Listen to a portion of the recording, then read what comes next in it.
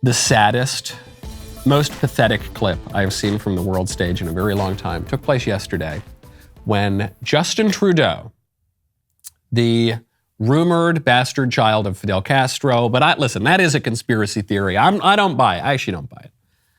He just behaves like Fidel Castro's son. But the Prime Minister of America's top hat, Justin Trudeau, had an impromptu meeting at the G20 with Chinese President for life, Xi Jinping. The power dynamics were pathetic.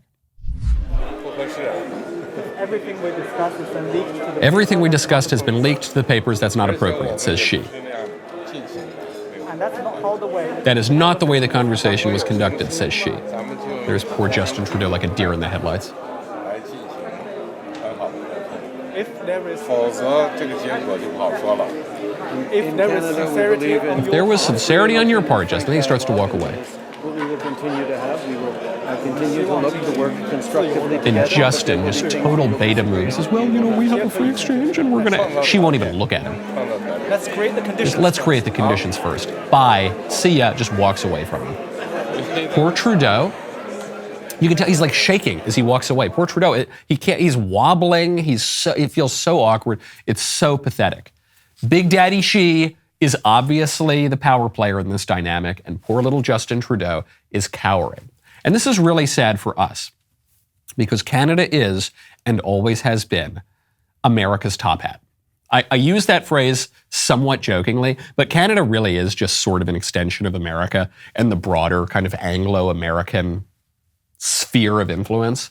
And we used to be the top guys on the world stage. It did not used to be the case that the Chinese could come up to the Westerners and boss us around and tell us what to do and dress us down in public.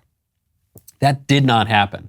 That does happen now because we have lost leverage and power on the world stage. We are in an era of Western decline and Chinese ascent. And this didn't just come about organically or accidentally. This was a policy. Just as we were talking at the top of the show about this strange situation we're in where Americans aren't having children. Wow, it's so weird. How did we get there? Oh, whoopsie daisy, guess we need mass migration. No, it didn't just happen whoopsie daisy. It happened intentionally because, in part, of changes to our immigration laws in the first place, which depress wages and discourage people from having kids, but also all the laws on sex, the complete redefinition and abolition of marriage, the abortion laws, the promotion of contraception, the forcing of women into the workforce. It's always phrased as, we're allowing women into the workforce. Oh yes, no, women have the opportunity to go make widgets for Mr. McGillicuddy down at the factory. But is that really how it works for most women? I know a lot of women who would like to stay home and raise their kids. I know a lot of women who would prefer that, but they can't do it because you can't raise a family in America on one income anymore. They have to work. And then they have to pay a bunch of money to some other woman to raise their kids for them. It's in practice, our current labor laws force women into the workforce much more than they give women the opportunity to go work at the widget factory, okay? And it didn't just happen accidentally. These are laws that we have passed to do this sort of thing. Well, it's the same thing with national decline and Chinese ascent. Joe Biden was on the record, I think it was about 10 years ago, he said, China's rising and that's a good thing for everybody. Rising tide lifts all ships. It's good that we're encouraging China to grow and rise and become very, very strong. And this was, I don't mean to just blame Biden and the Democrats. Biden's been around forever, so he bears some responsibility for it. He was a big promoter of this, but it was the Republicans too. It was both parties that encouraged China to enter the World Trade Organization. We went really soft on our trade deals with China. We encouraged them we let them steal our IP. We let them illegally devalue their own currency. We let them do all sorts of things that gave them an advantage over us. And now we see the consequences of that. We and our little vassals up there in Canada, like Justin Trudeau, get dressed down. Very, very sad. It is funny in that exchange. I'm sort of rooting for Xi, between Xi and Justin Trudeau. I actually kind of get a kick out of Xi dressing him down. But it's sad. It's sad for our civilization, and it shows our relative status in the world. Right now, head on over to establishedtitles.com/Knowles. Established Titles is your opportunity to earn the title of Lord or Lady and gain the respect you deserve. All you need is a 1 square foot plot of land in Scotland, okay? I had this problem where I thought, I'm just not getting the respect that is due to me, okay? People, they'd come up to me, they'd say, hey, Michael, hey, Mr. Mister, I want to be referred to as a laird or a lord, okay? There is this wonderful Scottish custom where landowners are referred to as lords and ladies.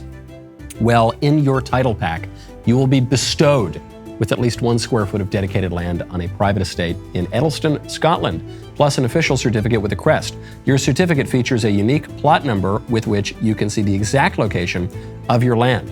Title packs from Established Titles are a fun and unique gift for any occasion. There are a couple packs because you don't want to let your wife, just be some strumpet. You're a lord and then she's just some chick on the street. So you want her to be a lady as well. Established Titles told me that the first 200 people to purchase a title pack using my exclusive link will receive a plot within walking distance of mine. Depending on how many of you want to become a lord or a lady, we can begin to build our own kingdom. Established Titles is actually running a massive sale right now, and if you use code Knowles at checkout, you will get an additional 10% off. Go to establishedtitles.com/Knowles to get your gifts now and help support the channel.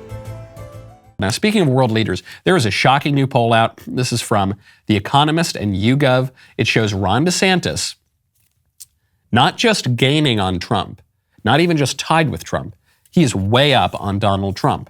The poll asks, if you had to choose, who would you rather see as the Republican nominee for president in 2024?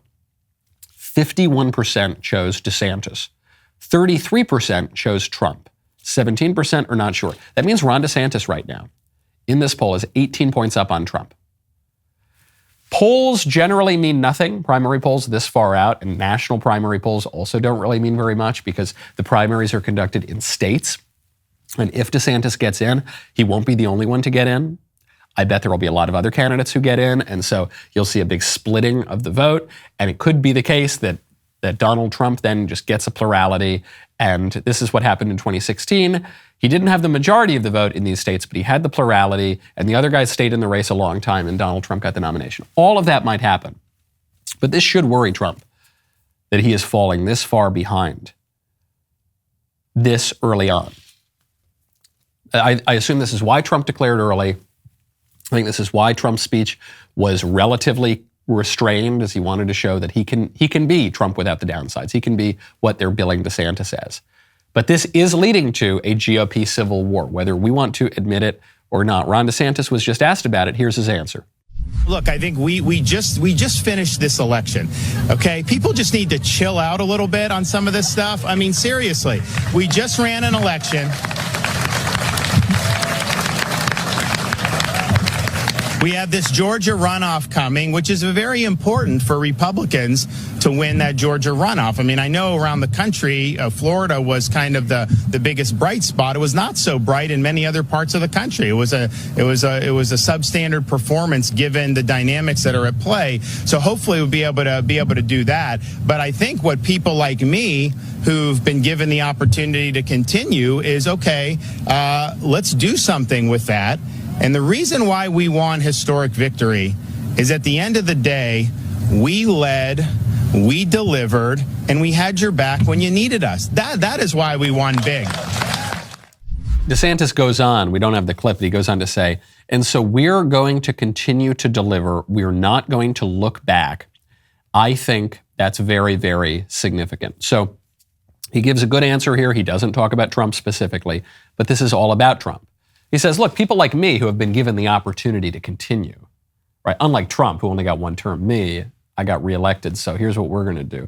And I'm not going to look back. Trump's speech was all looking back, look at what I did, look at what I did. Look, we're not looking back, we're looking forward. So he is tailoring all of his answers here.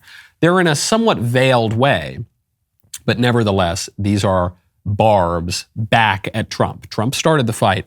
DeSantis is throwing these jabs. Not openly yet, but folks, we're 2 years out, and it's already getting this testy between Trump and DeSantis. And what I urge people, and I have urged my fellow conservative pundits, public figures, politicians, I've suggested to people, hey, We have primaries for a reason. Let this thing play out. You don't need to just dig your heels in and be the most hardcore, I'm DeSantis or die, or I'm Trump or die, or I'm, I don't know, Tim Scott or die. I don't know how many of those people there are. But you know, we're very early. We as a party have a primary process for a reason. It's okay. You don't need to pretend that Trump wasn't the best conservative president of your lifetime. You know he was. You know he was. You don't need to pretend that you hate Trump. You probably love Trump. He's a very lovable guy. Likewise, you don't need to pretend that DeSantis hasn't done a good job in Florida. He's done a great job in Florida. He's a good candidate. There's no question about that. It's okay, guys. It's all right. People don't like uncertainty. It gives them anxiety, and they don't like it, and so people just want to rush to a conclusion. Well, life is about cultivating patience and resignation, in large part. These are virtues, okay? And you've got to let things play out in their due time. I will be hosting a panel right now in the member block of women, of good-looking, normal women from around the country to explain to me the appeal of Skeet Davidson. The rest of the show continues now. You don't want to miss it. If you're not a member, click the link in the description and join us.